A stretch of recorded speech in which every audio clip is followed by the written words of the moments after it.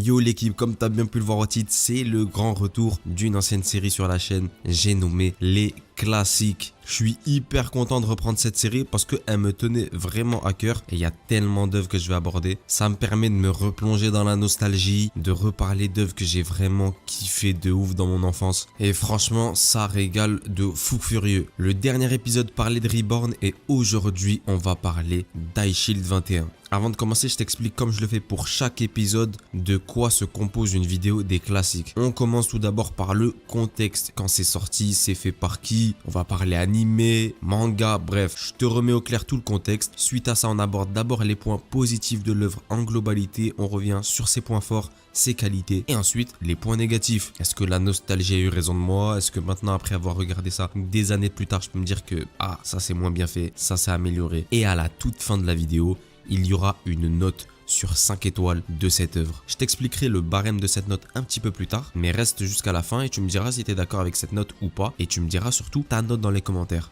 Avant de commencer les gars, et c'est super important, n'hésite pas à mettre la cloche, à t'abonner, à liker la vidéo pour ne louper aucune des prochaines, parce qu'il n'y a que du lourd qui arrive. Et surtout, le plus important, il y a 1 à 2 vidéos qui sortent sur la chaîne toutes les semaines, mercredi et samedi à 19 h. Et c'est totalement carré. Ice-Shield 21. C'est un shonen écrit par Riichiro Inagaki et dessiné par Yusuke Murata. Ah oui, Yusuke Murata, le boss des dessins, le boss de fin de jeu, voilà, celui qui fait One Punch Man. Un des top GOAT de dessin de manga. De toute façon, tu le vois avec One Punch Man à chaque sortie de chapitre, c'est un classique. Ice-Shield 21 est un manga de sport qui parle de football américain. Il a été prépublié, tu connais, dans le magazine Weekly Shonen Jump du 23 juillet 2022 au 15 juin 2009. Il est compilé en 37 tomes. Dès 2005 et vu le succès de l'œuvre, le studio Gallop va l'adapter en animé. Un animé de 145 épisodes. Chez nous, en France, il sera diffusé sur Game One à partir de septembre 2009. Puis MCM et France O à partir de septembre 2012. L'œuvre connaîtra... Après, tu connais de toute façon, quand il y a une œuvre qui marche, il y a animé, jeux vidéo, toute la classique figurine. C'est vraiment la classique des classiques. Cette œuvre, elle raconte quoi? Elle raconte l'histoire du héros qui s'appelle Sena Kobayakawa. C'est vraiment le personnage de shonen, craintif, peureux, par excellence. Mais quand je dis excellence, c'est excellence. Et l'auteur, il a décidé d'aller encore plus loin, c'est-à-dire que tellement qu'il se fait savater au lycée depuis tout petit, tellement qu'il est la cible des harceleurs, tellement qu'il se prend des baffes de cow-boy dans la gueule H24, il a acquis une vitesse phénoménale. Parce que bien sûr, il faut fuir ces harceleurs-là, il faut fuir les mecs qui veulent te frapper. Et à force, et depuis son plus jeune âge, depuis qu'il le fait, il a acquis une vitesse phénoménale. Arrivé à son lycée, il va être remarqué par Yuichi Hiruma. Je te le dis d'avance, on va parler de ce personnage un petit peu plus tard. C'est vraiment un des best personnages de manga de sport que j'ai vu ever. Yoichi Hiruma, c'est une masterclass de A jusqu'à Z. Je vous le dis d'avance, à lui tout seul, il peut justifier que tu regardes Ice-Shield 21. En fait, là, je peux faire une vidéo en te disant son impact sur l'œuvre, ce qu'il fait et fin, j'arrête, je rentre chez moi. Ciao. Donc bref, on continue. Sena est repéré par Yoichi Hiruma, celui qui gère l'équipe de foot du lycée, les Daemon Devil Bats. Et si au début Sena accepte de faire partie du club en tant que juste secrétaire, Yoichi Hiruma va rapidement le faire glisser en tant que membre de l'équipe et il deviendra l'Ice-Shield 21. Ice-Shield pourquoi? Parce que sachant qu'il a une pépite, Hiruma ne veut surtout pas que notre Sena soit connu et que tout le monde puisse savoir qui c'est. Du coup, logique, il lui met ce qu'on appelle un Ice-Shield, un verre, allez on va dire un verre trempé un petit peu chez nous, qui fait que tu peux pas voir les yeux de la personne. Et vu qu'il a le numéro 21, Ice-Shield 21, bon, la classique. Ainsi commence une histoire de sport, une aventure de sport, où l'on va suivre l'équipe de Daemon Devil Bats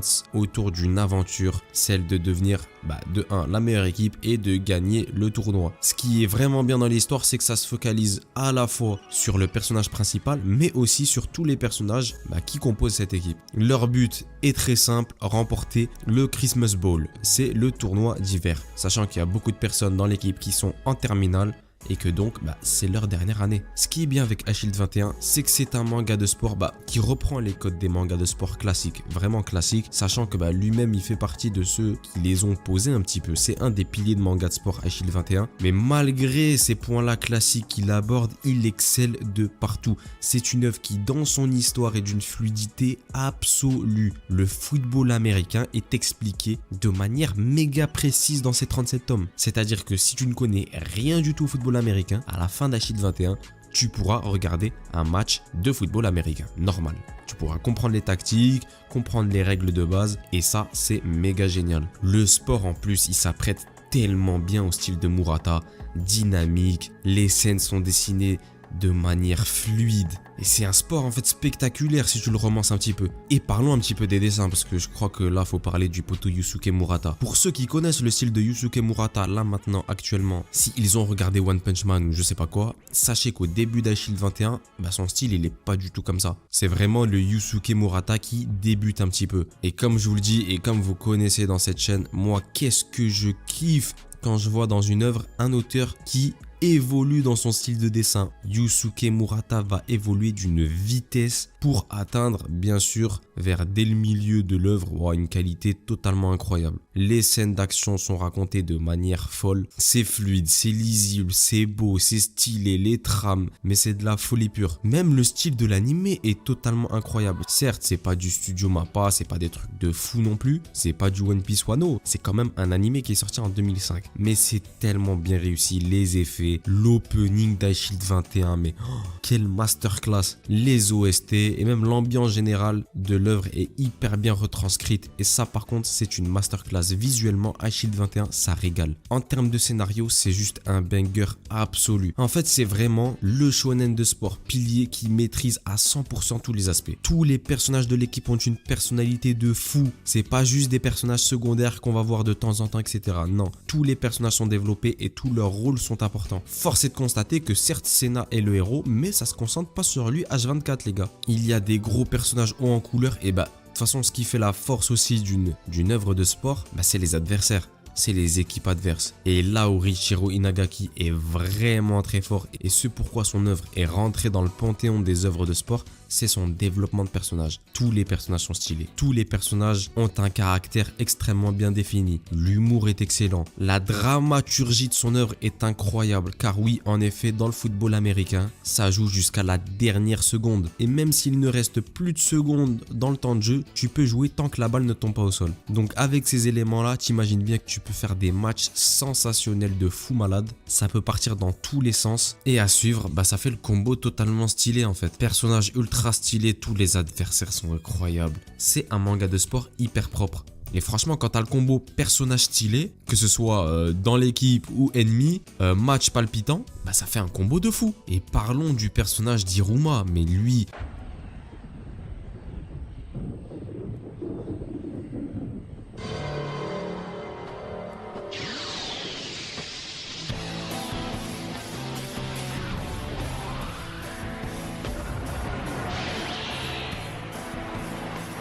Voici maintenant celui qui changerait une colombe en faucon meurtrier. Écartez les enfants du poste de télévision. Yoichi Iruma. C'est le personnage, je pense, que la majorité des fans ont kiffé dans cette œuvre parce que c'est... En fait, c'est tout. C'est le rôle à la fois du grand frère, à la fois du bourreau, à la fois du gestionnaire de l'équipe. Parce que tu vois, en fait, souvent dans les mangas, on dit sans le personnage principal, il n'y a pas d'histoire. Dans ce manga-là, Ice Shield 21, sans Iruma, il n'y a pas de manga en fait. Il peut y avoir Senna, mais s'il n'y a pas Iruma dans l'histoire, Ice Shield 21, ça n'existe pas. C'est le personnage qui va rassembler une équipe, qui même si c'est un malade mental complètement dégénéré dans sa tête, il a une vraie passion en fait pour ce sport-là, pour cette équipe-là. Et il a vraiment envie de faire les choses bien et de gagner ce putain de tournoi pour sa dernière année. C'est un putain de passionné, mais ça tu l'apprends au fur et à mesure de l'œuvre. La blague, la running gag de lui avec des armes à feu qui calage tous ses coéquipiers, j'ai rigolé à chaque fois.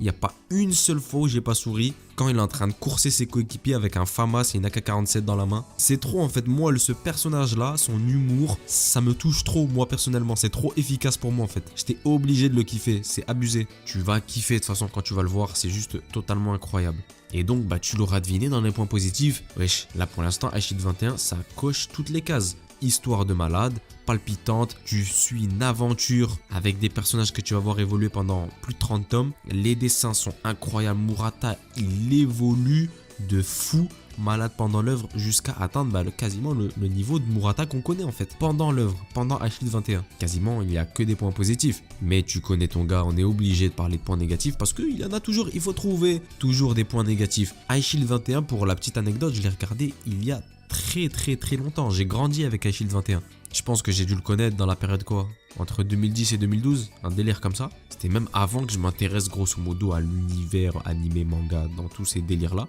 Et depuis 2010, je l'ai regardé plusieurs fois Shield 21. J'ai lu tous les tomes, j'ai revu l'anime. Et donc, bien sûr qu'on peut trouver des points négatifs parce que la nostalgie, certes, elle est là, mais on peut remarquer quelques petits défauts dans cette œuvre. Il est vrai que dans la construction des matchs, à certains moments, il y a un petit peu le même schéma qui se répète. Même si l'auteur essaye de varier cela avec des matchs au scénario complètement différent, je t'explique. Il y a un match où ça va être serré, l'autre match ils vont taper l'équipe de HKZ. Du coup, t'imagines qu'il n'y a pas le même développement de match, vu que le scénario n'est pas le même. Mais dans tous les gros matchs à enjeu où il y a vraiment de la résistance en face, on peut remarquer que oui, c'est vrai qu'il y a quand même des fois les mêmes schémas narratifs qui se répètent. Les personnages changent, les réactions changent, les techniques ne sont plus les mêmes. Mais dans le développement d'un match, il y en a certains qui, j'ai trouvé, sont ressemblants. Ensuite, après, bon, certains pourront critiquer le dernier arc qui est un petit peu un all-star game, entre guillemets, et qui, moi, j'ai trouvé assez stylé. Mais c'est vrai que, en fait, Shield 21, c'est vraiment un périple avec les personnages qu'on connaît. Tu sais, c'est comme si c'est exactement le même parallèle pour ceux qui ont regardé Inazuma Eleven que de dire que vous avez moins kiffé Inazuma Japon parce que vous kiffiez vraiment trop l'ambiance qu'avait Raymond, en fait. Et c'est exactement ça. Tu t'attaches des fois tellement trop à des personnages de l'équipe principale que lorsque il y a un all-star game entre guillemets, un arc avec les meilleurs personnages d'une région, etc. qui s'assemblent dans une équipe, c'est vrai que les personnages d'avant, avec la complicité qu'ils avaient, ça peut te manquer. Et tu peux dire, ah ouais, mais en fait, si tu bats, nanani, nanana, je préférais mieux avant avec ce personnage-là, le running gag de lui, de ça, de ci, de ça. Mais en soi, c'est pas tant un défaut que ça. Moi, personnellement, j'ai kiffé de ouf parce que t'as envie de voir les meilleurs joueurs jouer au bout d'un moment, quand tu fais le tour. Mais ça peut être retenu comme un point négatif, tu vois, de pas avoir terminé l'œuvre avec les personnages qui ont cimenté cette dernière. Et sinon, à part ça, un point négatif, je trouve vraiment pas. On pourrait dire l'animation de l'animé, qui j'espère que, bon, un de ces quatre aura quand même un remake, les gars, soyons sérieux, Shield 21. Comment ça, il n'y a pas de remake? La dernière fois que j'ai demandé un remake dans cette chaîne, c'était sur Shaman King, et il était sorti quelques mois plus tard. Là, je demande un remake d'Shield 21, s'il vous plaît, parce que ça peut péter de malade avec une animation fluide. Mais les gens vont être choqués. Donc oui, animation, parce que dans l'animé, c'est vrai qu'à certains moments, elle peine un petit peu quand même. Scénario des matchs, en termes de diversification, mais à part ça, niveau point négatif, c'est très compliqué d'en trouver. Parce qu'en fait, c'est un shonen de sport qui ne prétend pas faire des trucs de fou non plus. Il te prétend pas tuer un personnage au bout de 4 tomes. Non, non, non, c'est un shonen de sport classique, avec les codes classiques des shonen de sport, mais par contre, il excelle de partout. C'est-à-dire que dans tout ce qu'il fait, c'est l'excellence absolue. Tout est maîtrisé. C'est vraiment un shonen maîtrisé de A jusqu'à Z. Je pense que c'est une première dans la série. Après, bon, c'est que le deuxième épisode. Mais c'est la première fois de la série où il y a quasiment pas de points négatifs dans l'œuvre, en fait. Et du coup, voilà que s'affiche le barème de la série. Il est temps de noter l'œuvre. Shield 21, c'est combien sur 5 étoiles? Il y a 3 critères à respecter pour noter les œuvres qui passeront dans classique. Comme je te l'ai déjà dit, il y a la nostalgie en premier,